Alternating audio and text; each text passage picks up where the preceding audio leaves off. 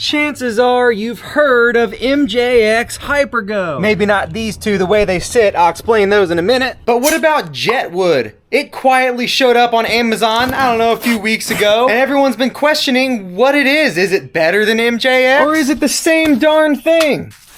Oh, that's different. In fact, I already see what could be an upgrade right there. So we're gonna see what the differences are and try to figure out exactly what Jetwood is. So much stuff, I love it. Even extra axles, hinge pins, body mount posts, control arms, springs. Oh, a 3S battery, wheelie bar, charger, and tools. Yeah, I've customized a couple MJXs myself, just making wider stances, offering better stability, drifting, bashing. I'll link those videos in the description because they're worth checking out, maybe even doing to yours. Especially this one because it's somewhat known for its instability out of the box. But it does seem like they've changed something on here to maybe make this one better. We do have a slightly different body design and shape, a slightly more rounded approach, taller roof skids, and yes, lights. The bodies are completely interchangeable. Fits perfectly fine. So they've added some lights to the shell. Looks like only in the rear. We'll see those lit up in a minute. There's a second 3S battery. Looks like the Jetwood words are actually gonna light up in the front. All hex hardware throughout everything. Every single screw is hex. Unlike the older versions that all have Phillips hardware, and a lot of people don't like that. To top all that off, they gave us aluminum steering linkage here and there. And while there is still some play, it's better than the plastic version. That is an upgrade. And then to top everything that we've seen so far, they give us a set of chassis stickers. There's no pink fluffy unicorn option.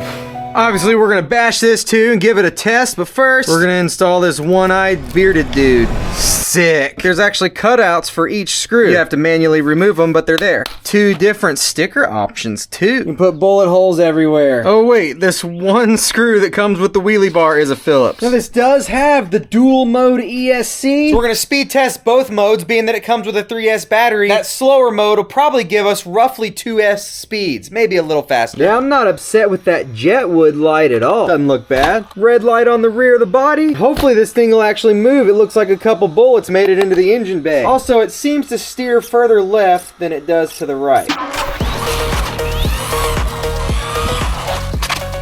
ESC is in 2S mode. Plus you still have that 70% throttle switch on the controller, which is that. Now 100% throttle in 2S mode. 33. Okay, going into 3S mode now. Straight to 100% throttle.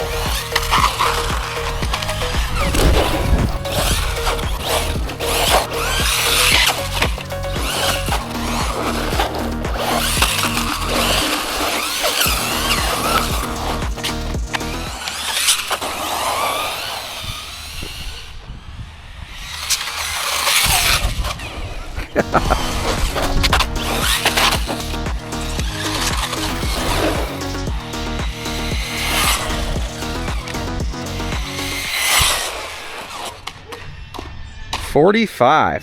So as expected, same speed as the other models. Power is not a complaint on this. Still just needs that wider stance.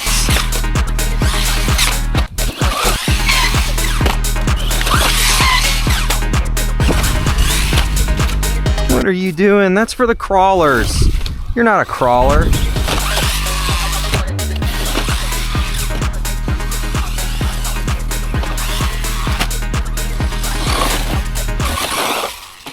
What are you doing?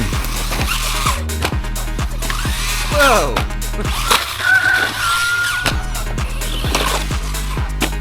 At least it's just a mud pit and not a swamp today for us to jump over. And this is kind of a rocky parking lot, so hopefully it slides a little bit more instead of just tumble.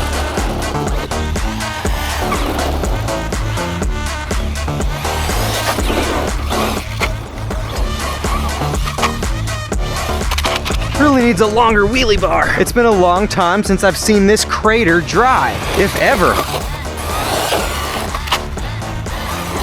Yeah, it's still kind of hard to control.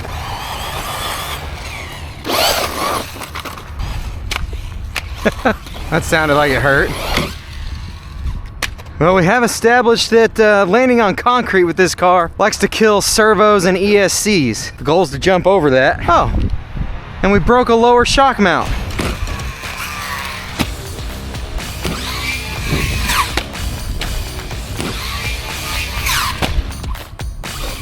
It's not turning. Well, that's all we got. Broke a tie rod. How about a front flip on a broken tie rod? Alright, with all those crashes, we ended up bending and breaking a shock and a tie rod end link. I've already got those pieces replaced. Now, one thing I want to do is improve the steering, because the steering, well, it kind of blows, to be honest. Now, the handling is bad, and that goes hand in hand with the steering, kind of. But you can't expect great handling from such a small car with a lot of speed. And grippy tires. That's why I recommend checking out that wide project I did. But if we can make the steering more responsive and decrease that radius, that'll help not necessarily with the handling, but just it'll steer better. Now, first off, they do have upgraded servos that fit these, and I'll link that in the description, but we're just gonna stick with the stock servo and put a shim inside. And yeah, this looks interesting. I haven't opened it up yet. It's really heavy, and it looks like it could be fast. It has 4-wheel steering. No idea if it's supposed to be a crawler or a speed drifter. So that'll be interesting. And of course, a lot of upgrade parts for the Terminator here. Even though we're gonna put a black body on it, I decided to name it the... Alright, so the first problem here is that the steering trim is nowhere near center. So turning left, it just barely moves. If we center up the steering trim knob, you get a lot more throw, but it won't drive straight. It'd be nice if we could increase the steering dual rate with the controller. So the first thing I'm gonna do is take the servo off. Oh look, the screws that hold the servo on are Phillips too. I didn't even notice that earlier. Try to rotate the servo saver one tooth. There's a good chance that's gonna be too far the other direction. Got a snap ring kit. Get just one snap ring. Looks like it's a 3/8. Nope, too big. There we go, 5/16. Cut off these protrusions so that it's perfectly round. You scared me.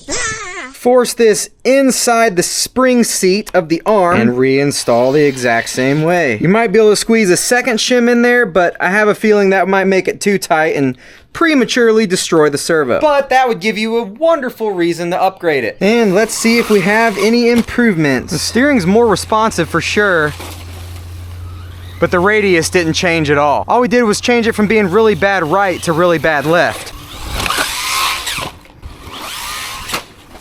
What?